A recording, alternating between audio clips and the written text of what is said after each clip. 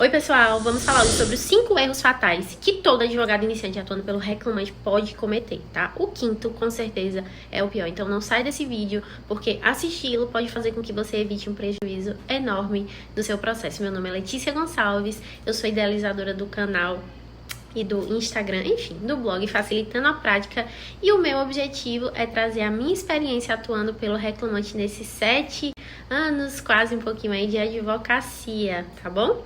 Então vamos lá para a primeira dica. Vamos lá, pessoal, erro fatal número 1.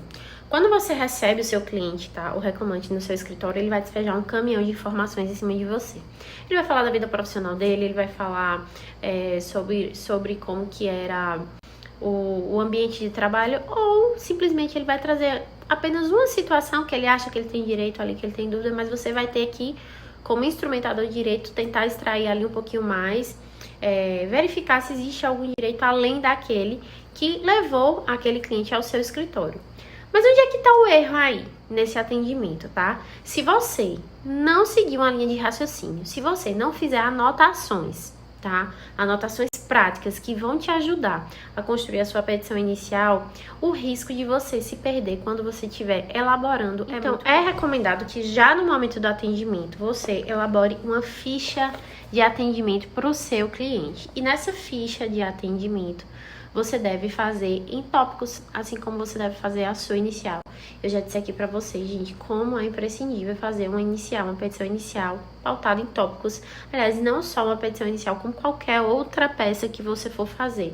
Faça em tópicos. E a entrevista inicial não foge disso, tá? Então, o ideal para que você não se perca, na verdade, naquele caminhão, como disse a vocês, de informações que o reclamante vai trazer, é você ir anotando passo a passo, como se você ali já estivesse seguindo a linha de raciocínio da sua petição inicial. Vou dar um exemplo aqui para vocês. Então, vamos lá. Como que eu inicio o atendimento do meu cliente, tá? Do reclamante. Eu sei que na minha inicial, na parte do mérito propriamente dito, né? Porque a gente sabe que acima fica a qualificação das partes, fica a questão do rito, a questão das publicações, enfim, o que for necessário, né? Se tiver a situação de tramitação preferencial, enfim. Mas na parte do mérito, a gente começa informando sobre o contrato de trabalho, quando começou, quando terminou, por que terminou, qual foi a modalidade de demissão, se foi uma demissão abusiva, se foi uma demissão nula, se houve um afastamento previdenciário, se não. Então, tudo isso vem ali de forma, aliás, se a carteira de trabalho for anotada ou não, isso é muito importante, porque isso é muito comum de acontecer. Então, tudo isso vem ali, tá? Na parte do contrato de trabalho. E vejam só, a partir dessas informações, eu já vou colher que eu venho dar substrato tanto a minha causa de pedir quanto aos meus pedidos, tá? Para que eu venha construir o esqueleto da minha petição inicial. Então, eu sei que se a carteira não for anotada, eu vou ter que pedir a anotação da CTPS, o reconhecimento do vínculo. Eu sei que se ele foi demitido sem justa causa e não foram pagas as verbas, eu vou ter que abrir um tópico, né, das verbas rescisórias. Então, tudo isso aí a gente já vai... Essas informações principais, gente, a gente já vai perguntando inicialmente para o cliente: olha, quando foi que você entrou? Me empresta aí tua carteira de trabalho para eu dar uma olhadinha. Como foi processada a tua demissão? Enfim.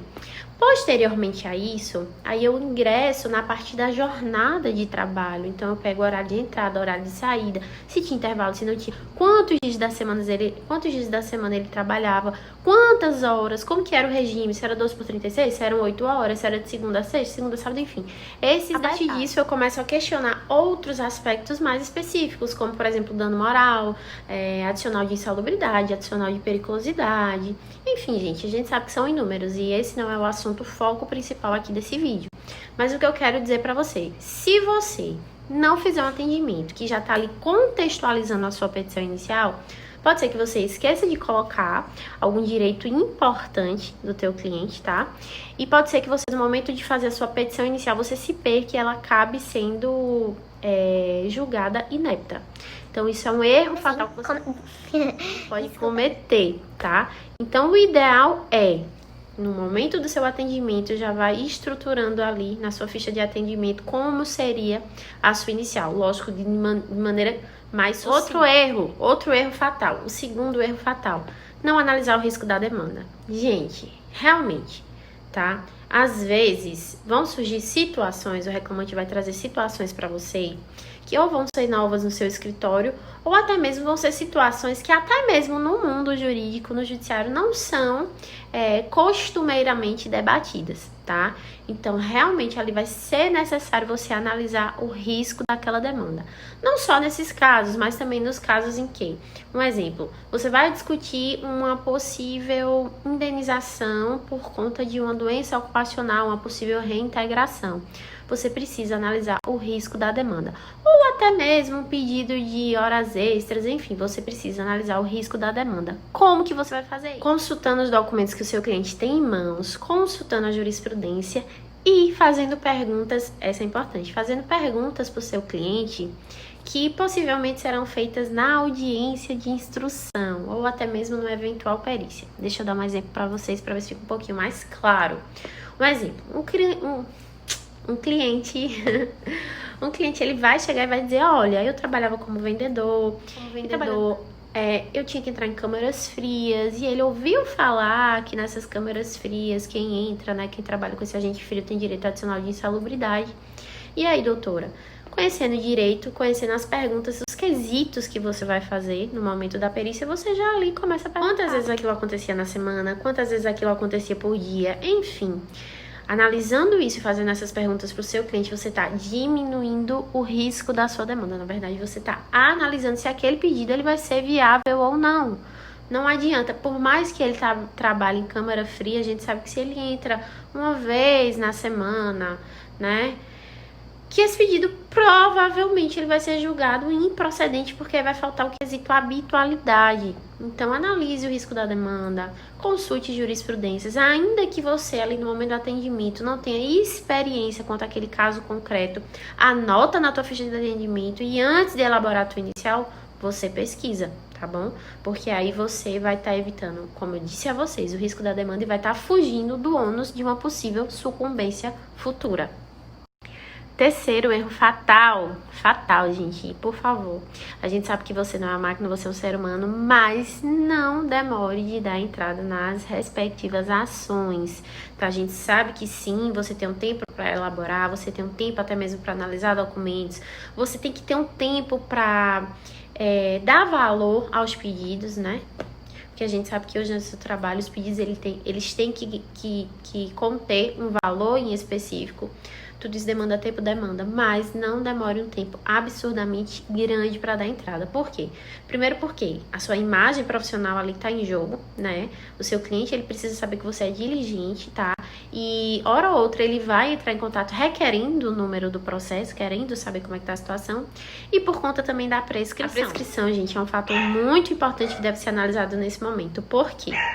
Porque a prescrição quinquenal, tá? Ela é uma prescrição que ocorre da seguinte forma. Da data do ajuizamento da ação, conta-se os últimos 5 anos, tá? Então, o que é que acontece aqui? Mês a mês, quanto mais você demora, vamos supor, um reclamante ele foi demitido em dezembro, tá? E você ingressa com sua ação, vamos supor, em junho, né, do ano posterior, 6 meses depois. Imagine que da data do ajuizamento da ação, ele vai ter direito aos últimos 5 anos. Então, essa data dos últimos 5 anos, ela vai sendo colocada mês a mês para frente. Então, o seu cliente ali, ele vai estar perdendo uma parte dos seus direitos, entende? Mês a mês. Além da prescrição bienal. Então, gente, você vai ter que ficar antenado 24 horas por dia, realmente, na prescrição bienal, porque se o seu cliente ele não for diligente, ele te procurou nos 45 do segundo tempo, é que você vai ter que correr para dar entrada nessa ação. Então, verifique sempre a questão da prescrição bienal. Resumindo a história, seja diligente, tá? Isso vai fazer com que você ganhe pontos com seu cliente.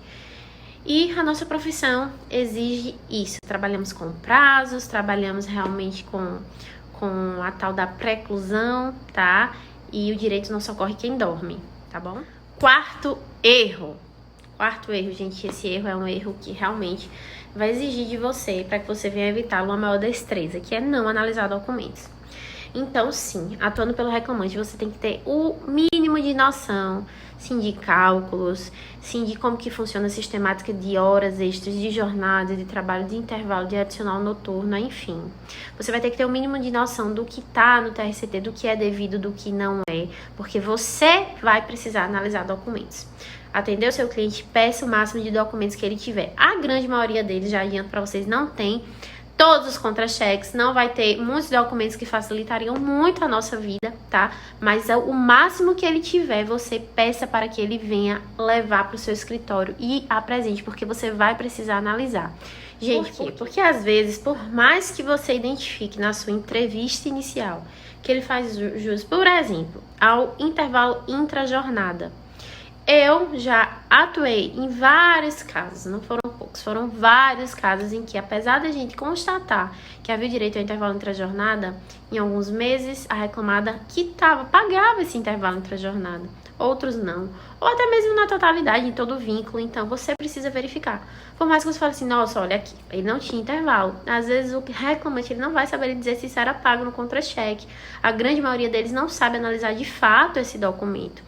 Tá? Do mesmo modo, o TRCT, você precisa ter uma noção básica de tudo aquilo que foi pago para que você venha verificar se tem alguma diferença ou não, para que você possa pedir na sua Deixa eu dar um exemplo para vocês de um caso prático que aconteceu essa semana, tá?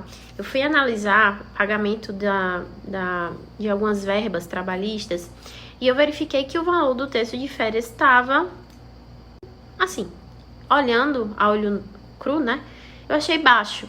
E de fato, no momento que eu fui calcular esse texto de férias, ele estava pela metade. Então, é um pedido que você tem que fazer na sua inicial, não é?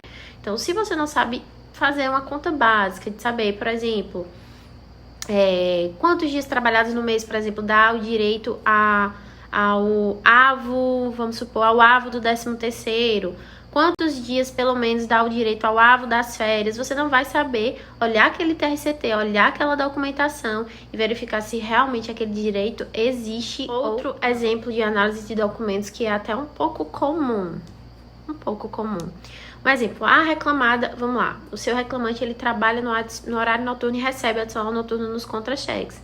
Entretanto, ao pagar esse adicional noturno, você verifica que, né, ela não está contabilizando a redução da hora ficta noturna, que são aqueles 7 minutos e meio para cada hora noturna trabalhada. Então, ela está pagando somente a hora normal, como se fosse uma hora normal, e não como se a hora fosse 52 minutos e 30 segundos. E isso faz com que, você verificando que isso acontecia, você requeira o pagamento das diferenças. Então, a sua inicial, ela vai dizer o seguinte, olha, ela pagava adicional noturno, mas não pagava corretamente. Mas você só vai saber fazer esse pedido se você analisar corretamente o contra-cheque, o documento, e verificar que, de fato, ele... Quinto e último erro, gente, que você realmente não pode cometer. Eu considero um erro fatal. Que é não informar para o reclamante a necessidade da produção da prova, principalmente testemunhal, tá? Então, a gente sabe que, via de regra no direito, o ônus da prova é de quem alega. Até a gente receber a defesa no processo, na defesa da reclamada, da contestação, a gente fica ainda assim sem saber mais ou menos qual o caminho daquela prova. Se realmente vai continuar com o reclamante ou se vai passar para a reclamada, porque a gente sabe que existem as hipóteses de inversão do ônus da prova na Justiça do Trabalho. Tá? Mas, via de regra, no atendimento inicial, é interessante você explicar como que vai ser o procedimento do processo, em que momento você vai precisar de testemunhas, quantas testemunhas você vai precisar, se realmente você vai precisar, porque se for, por exemplo, um processo que envolva sua prova documental, aí você já sabe que não precisa. Mas você tem que alertar desde já, principalmente naqueles casos em que a prova depende exclusivamente de testemunha. Por exemplo, dano moral. Se você não tiver ali uma evidência, um WhatsApp, alguma coisa nesse sentido, a evidência muito forte de que ocorreu dano moral no sentido de assédio, no sentido de humilhações, enfim, de um ambiente hostil, né? Você vai precisar de testemunhas, tá? Sobre pena de ser condenado à sucumbência, tá? Então, se você não consegue provar e o teu pedido ele vai ser improcedente, você vai ser condenado na sucumbência. Por quê? Porque você sabe que você precisava de testemunhas e não alertou o reclamante na necessidade de trazê-las e perguntou, ou até mesmo perguntou a ele se existe alguém disposto a testemunhar, tá? Nesse sentido, que não, de modo que venha testemunhar, que não venha prejudicar o processo. Então, pessoal, esse foi o vídeo dos 5 erros fatais que todo advogado iniciante deve fugir, deve correr. Todo advogado iniciante em direito do trabalho atuando pelo reclamante, tá? Se você gostou, salva, compartilha. Se você estiver aqui pelo YouTube, se inscreve no nosso canal para receber os nossos vídeos. Nós estaremos postando sequências de vídeos aí que vai ajudar você realmente na prática a perder o medo, a perder a inexperiência. A perder a inexperiência, a te ajudar com a inexperiência. Consequentemente, vir a perdê-la. Então é isso. Espero que vocês tenham gostado e um abraço.